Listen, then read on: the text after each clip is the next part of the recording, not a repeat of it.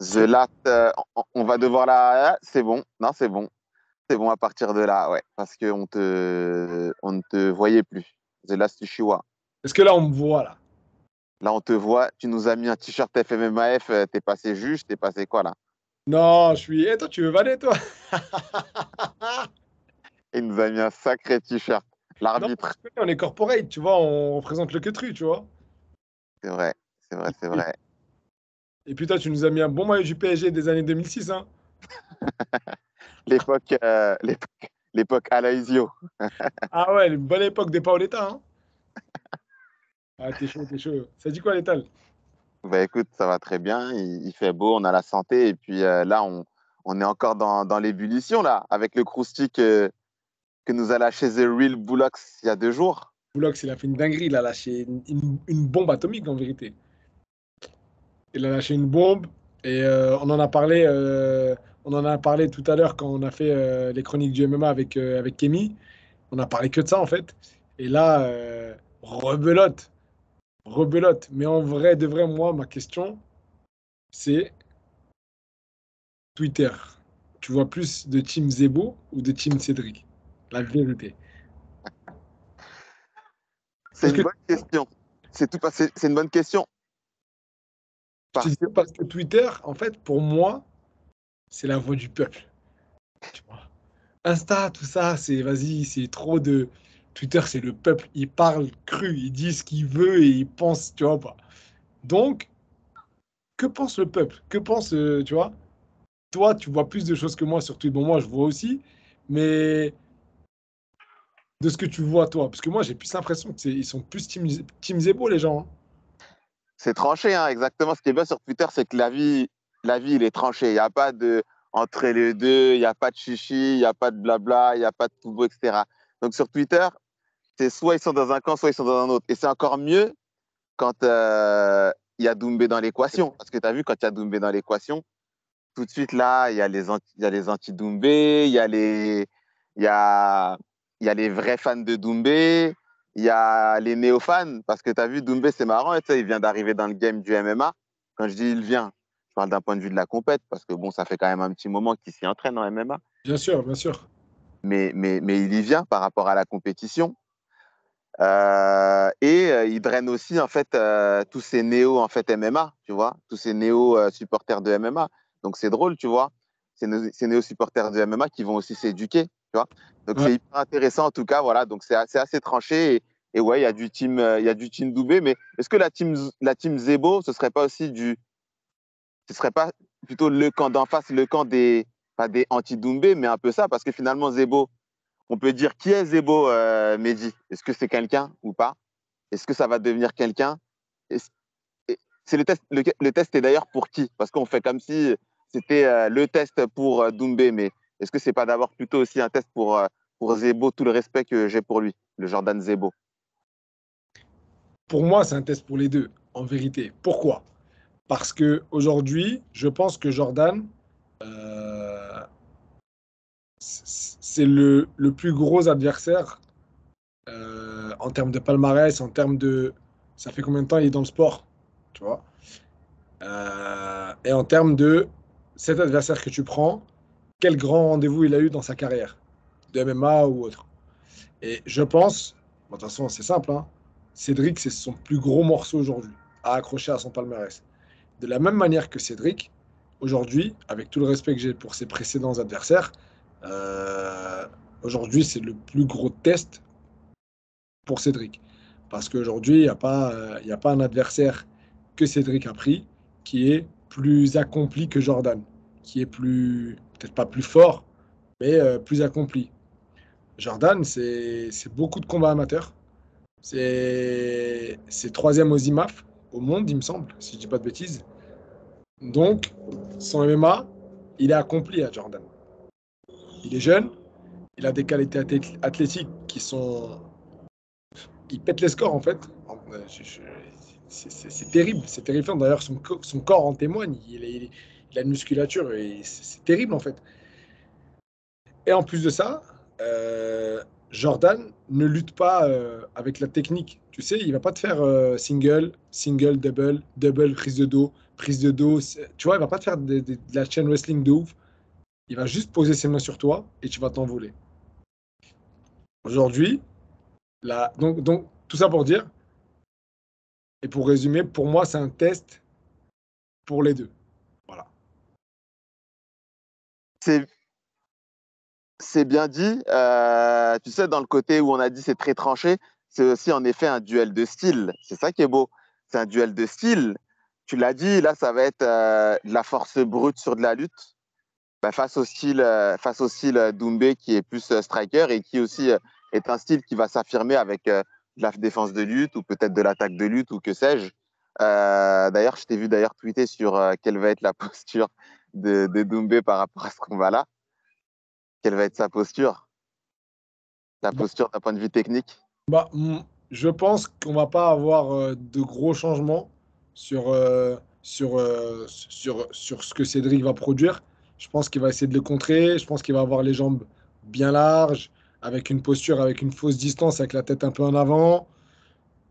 Aujourd'hui, Cédric, c'est quelqu'un qui, enfin, voilà, son striking. Bien sûr que quand tu regardes les vidéos, enfin, ses combats du Glory et quand tu regardes ses combats MMA, il y a un gros delta. C'est pas le même, c'est normal. Mais tu retrouves quelques patterns qui bougent pas, tu vois, notamment sa posture. Euh, je pense qu'il va essayer de piéger Jordan et se fier à son coup d'œil. Je pense, de toute façon, le combat, il commence debout. Donc, à moins que Jordan, au moment où l'arbitre dit top, il tape un sprint et il jette dans les jambes de Cédric, il va y avoir quelques instants où ça va être debout. Et pour moi, ces instants, ils vont être vraiment décisifs. Décisifs, pourquoi? Parce que ça va donner la température du combat. Est-ce que Jordan va accepter de rester debout? Est-ce qu'il va faire semblant de vouloir rester debout pour lutter? Ou est-ce qu'il va totalement refuser les échanges en stand-up et chercher la lutte à tout prix? Donc, c'est vraiment l'entame de combat va nous donner la direction du combat, je pense en tout cas sur ce fight. Quelques points clés. Je pense que, je pense que si Jordan reste debout, il va jouer sur son côté imprévisible. Donc des feintes de lutte, high kick, tu sais, des choses très peu académiques quelque part. Ce Et on l'avait vu faire contre Marie Sardi d'ailleurs et sur le KO, il me semble que c'est ça. Hein, il me semble qu'il y a, il y a un changement de niveau et un kick qui part. c'est ça. Et, euh, et aujourd'hui, tu sais, c'est dur pour quelqu'un qui a énormément d'expérience en boxe et qui a l'habitude d'affronter que des mecs stylés, en fait, des mecs propres, académiques, d'affronter quelqu'un qui presque lui-même ne sait pas ce qu'il va faire à l'instant T. C'est-à-dire que Jordan, au moment où il fait ça, high kick, va lui poser la question, est-ce qu'il avait prévu ce move ou est-ce que c'est venu vraiment de manière spontanée? Tu sais, c'est une idée qui a traversé et s'il y a, vas-y, je vais le faire. Et c'est passé, tu vois? Est-ce que c'est travaillé à l'entraînement ou pas? Et, euh, et voilà, à voir comment Cédric va s'adapter. Euh, avoir aussi la capacité qu'aura Cédric de défendre la lutte pour pouvoir boxer tout de suite derrière, sachant que Jordan, il est largement capable de lutter 3 fois 5 de manière très dure, il s'en fiche en fait, c'est pas son problème.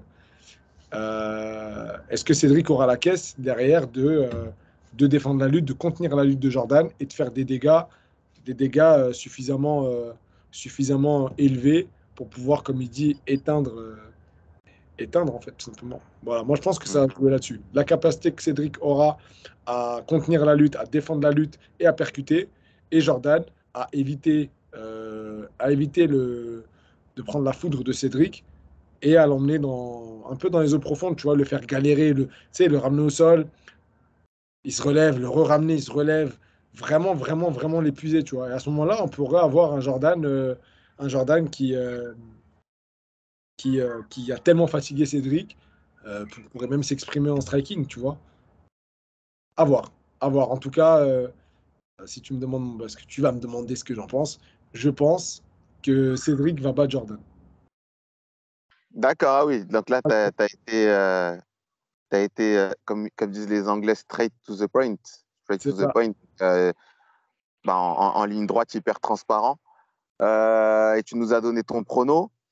Ah, alors, je l'avais posé justement cette question du prono sur Twitter pour l'instant, j'ai pas fait moi tout le cheminement pour dire qui gagne, mais en effet, la réponse, elle est, bah, elle peut être, elle peut être sur les deux camps. Elle peut être sur les deux camps. Après, je voulais dire, elle n'est pas non plus immédiatement tranchée, mais là, tu nous as fait ta démonstration.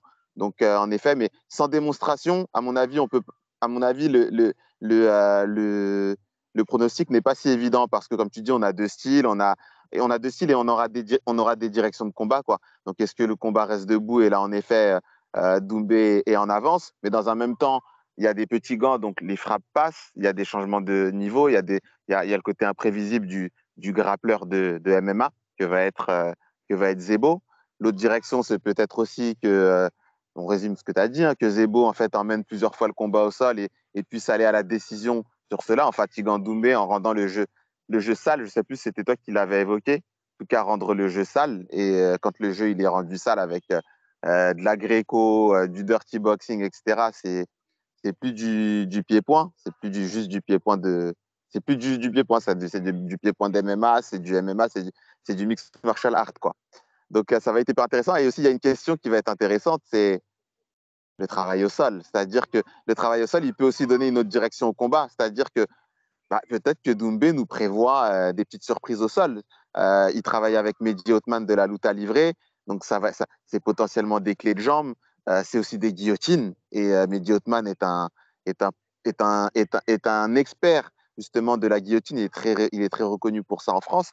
Donc, est-ce qu'on aura un jeu en soumission donc, qui va faire que Doumbé puisse être dangereux au sol? Un jeu aussi, on sait aussi que quand on est chassé au sol, quand on est chassé, où que ce soit, hein, mais quand on est chassé, notamment au sol, du coup, on va épuiser encore un peu plus le mental, le cardio, l'endurance musculaire, etc., parce que tu es chassé, en fait. Donc, du coup, tu ne respires plus pareil, etc. Et donc, du coup, tu deviens un peu plus KO, un peu plus fatigué dans ce combat-là. Donc, ça va être intéressant de voir, en fait, cette dimension, en fait, que peut apporter Doumbé, et certainement qu'il la travaille, quoi, parce qu'ils savent que c'est du MMA, hein, donc même Khabib, dans ses débuts UFC, il a été emmené au sol. Hein. Donc, même Khabib, tout Khabib qu'il est. Donc, Bien quand je vais sûr, faire un sol, qu'est-ce qui va se passer? Est-ce que bien je sûr. vais aller. Je pense que qu'on sous-estime beaucoup le jeu au sol de Cédric et sa défense de lutte. Je te parle pas des sprawls. Je parle vraiment de tout le travail de défense de lutte en dehors du sprawl. Je pense qu'on sous-estime beaucoup cet aspect. Euh, et je pense qu'on sous-estime aussi la capacité qu'a Cédric à pouvoir se relever, sans forcément vouloir renverser ou tenter des soumissions. Mais vraiment ce jeu de scrambling, en fait, tu vois. Jordan n'est pas connu pour être quelqu'un qui maintient longtemps ses adversaires au sol, fait des gros dégâts ou alors les soumet. Et c'est là où je me dis que ça va être intéressant de voir lorsque Jordan va amener Cédric au sol, parce qu'il va l'amener au sol à un moment donné, il pourra, on ne pourra pas y échapper dans ce type de configuration, je pense. Ça va être intéressant de voir comment Cédric a travaillé tout ce temps-là,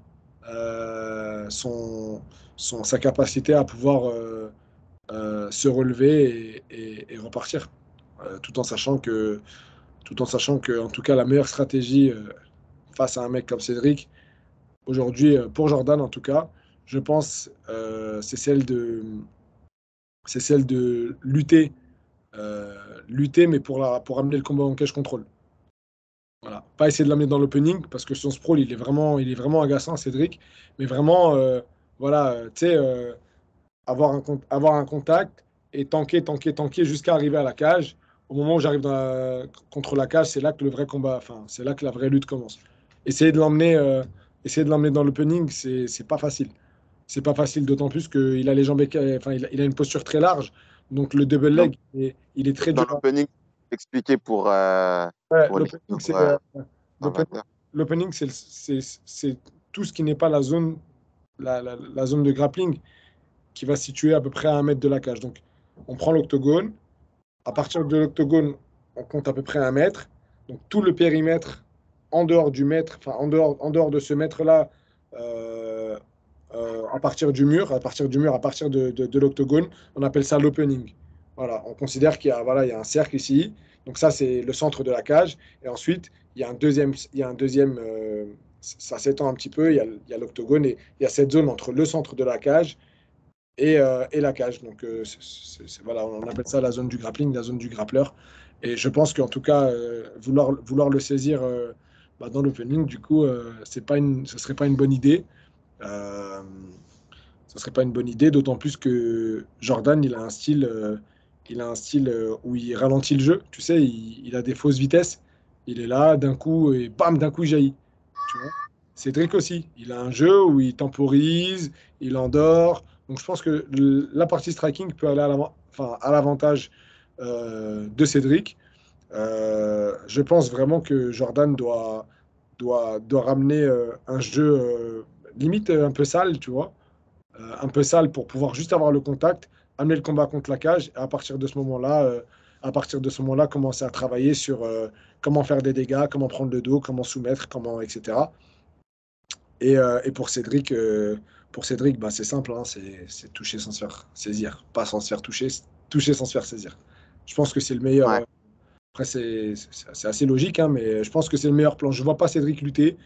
Je ne le vois pas ramener au sol Jordan. Je ne le vois pas non plus soumettre Jordan. Voilà. Sur les précédents combats, on a eu, sur les précédents combats de Cédric Doumbé, on n'a malheureusement pas vu d'adversaires qui ont souhaité échanger en boxe anglaise contre lui. On a eu Title Shy quand même qui a tenté de temps en temps des coups de coude retournés, etc. avec sa taille.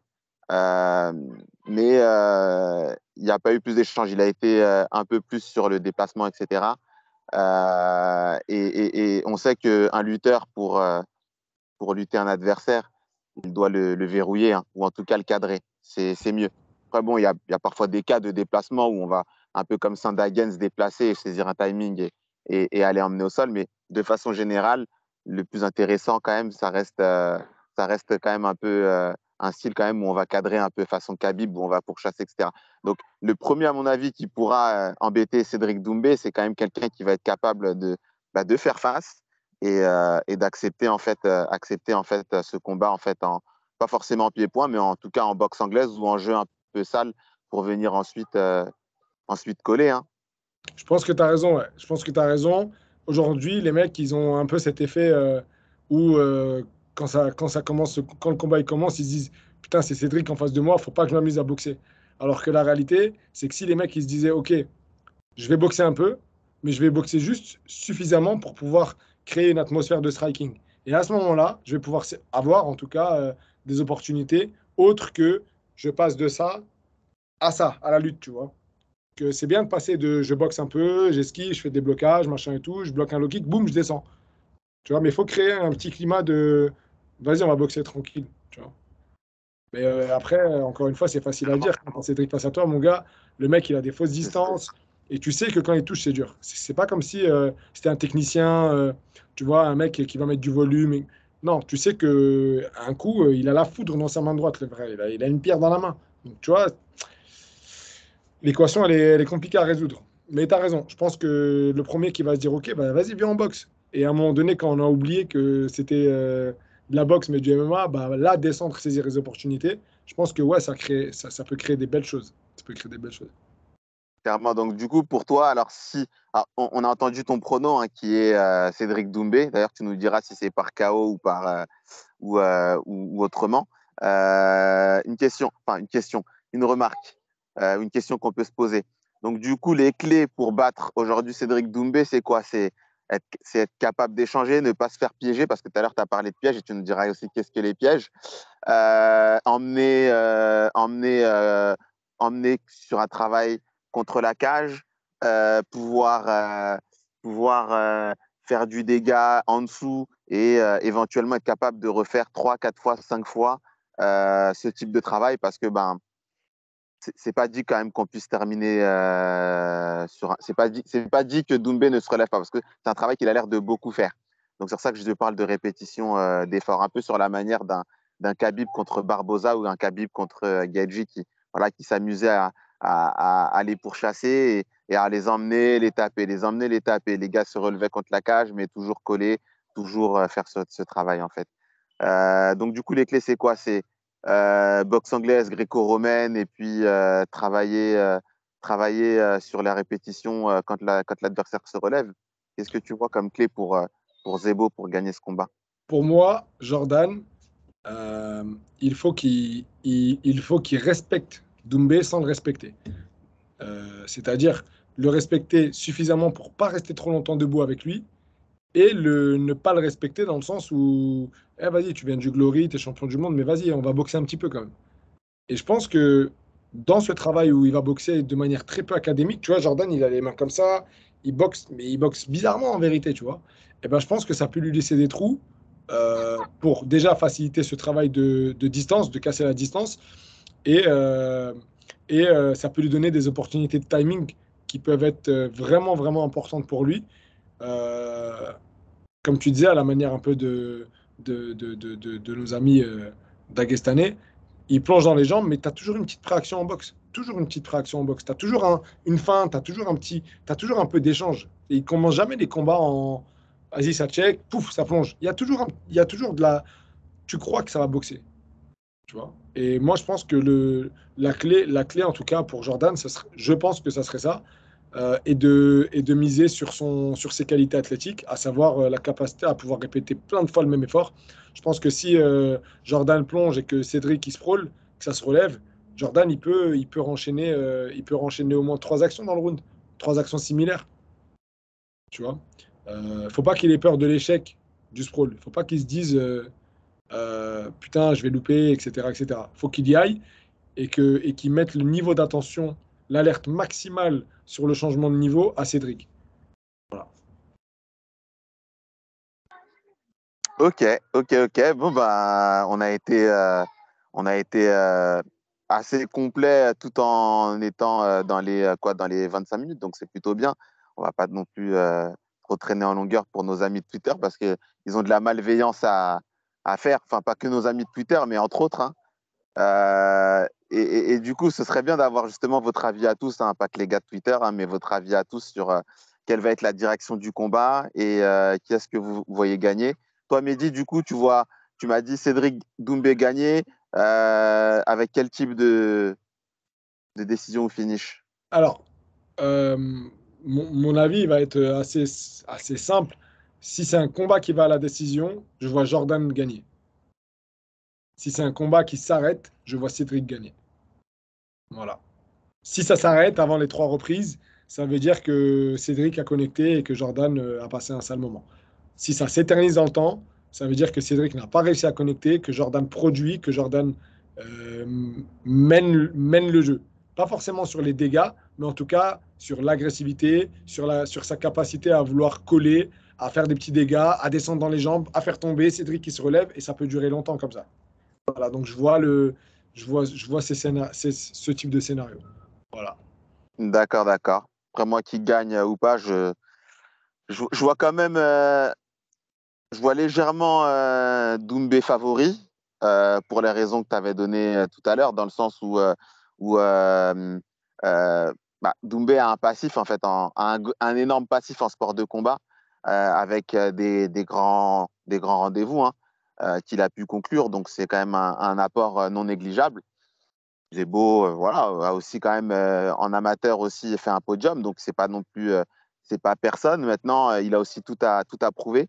Donc, l'idée, pour moi, de toute façon, qui est aussi sur Twitter, taquinait aussi beaucoup Cédric Doumbé, c'était en fait qu'il a juste un step, des combattants en fait qui lui permettent de passer le step pour qu'ensuite il puisse aller vraiment être à la hauteur en fait de toutes ces, bah, de tout son trash talking en fait, tu vois. Donc c'est ce que je demandais.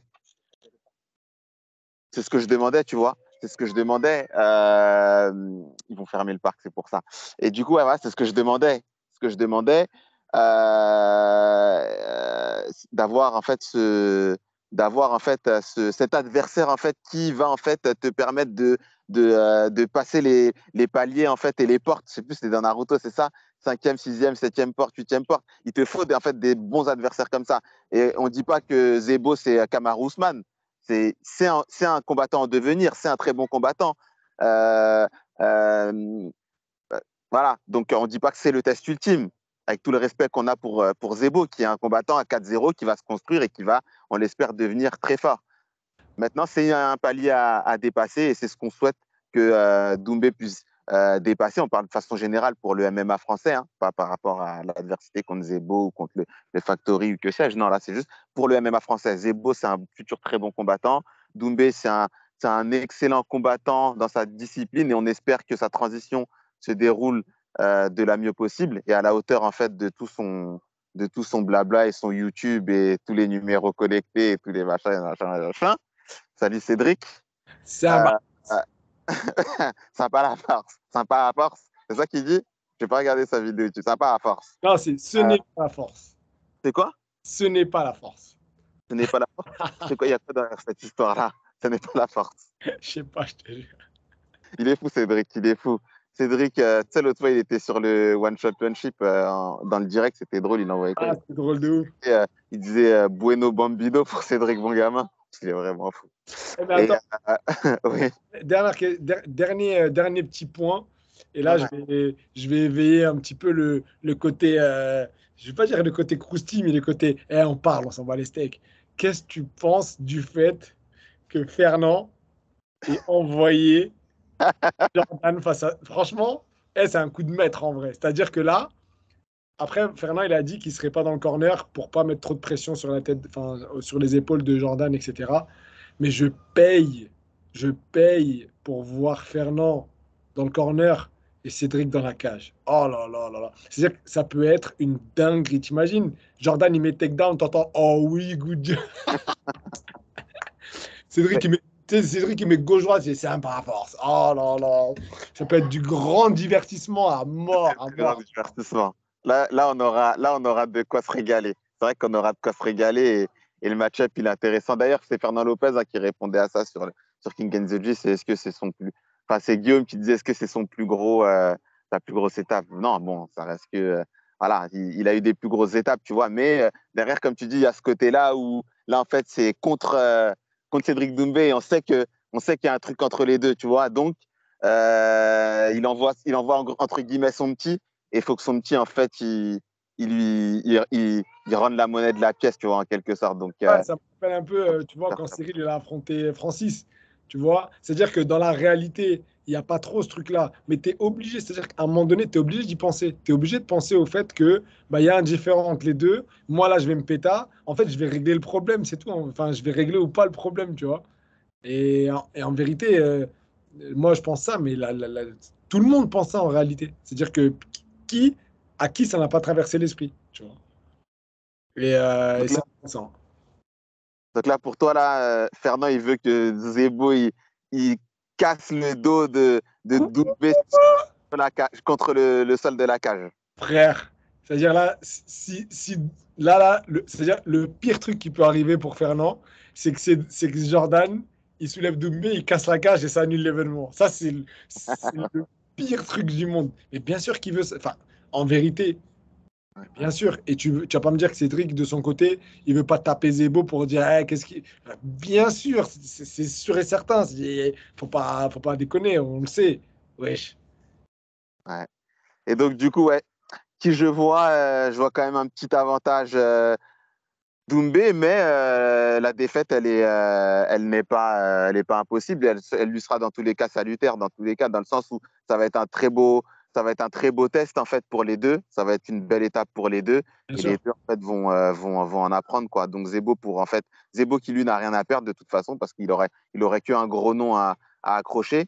Et Doumbé, lui, par contre, bah non, faut quand même qu'il gagne. Il sait, d'ailleurs, je t'ai dit sur le live du One Championship, il en rigolait. Il dit interdit pour lui de perdre. Donc, bien sûr qu'il est attendu au tournant. Maintenant, c'est le style qu'il fallait, justement. C'est le style, justement, pour qu'il puisse voir un peu, en fait, tout ce qu'il a bossé à l'entraînement être mis à l'épreuve, quoi, dans le sens où, OK, on le répète, hein, on garde toutes les proportions. Hein. Zebo, bon combattant, c'est pas encore Kamaru Usman, tu vois, mais je veux dire, c'est dans son style de je vais t'accrocher, je vais te coller contre la cage et j'ai un bête d'impact physique. Dans son style, c'est quand même top et c'est bien que ça arrive à ce moment-là. D'ailleurs, est-ce que Doumbé aurait dû prendre le combat maintenant ou pas? Bah, au moins, en fait, au moins là, il l'a pris, tu vois. Au moins là, il l'a pris. Non, c'est bien, c'est bien. Ça va être bien. Voilà. C'est top, c'est top. Bon, Bon, monsieur, je crois qu'on a fait le tour et ouais, on attend la direction on attend le prono en fait de tout un chacun. Voilà, on attend vos pronos les gars en commentaire. Dites-nous qui vous voyez gagner et faites pas du oh je sais pas ou je ne sais pas quoi qui va gagner. Dites-nous, dites les choses seulement. dites les choses par les Français. Salut Zela Stichiwa, ciao. On se voit bientôt, mon ref.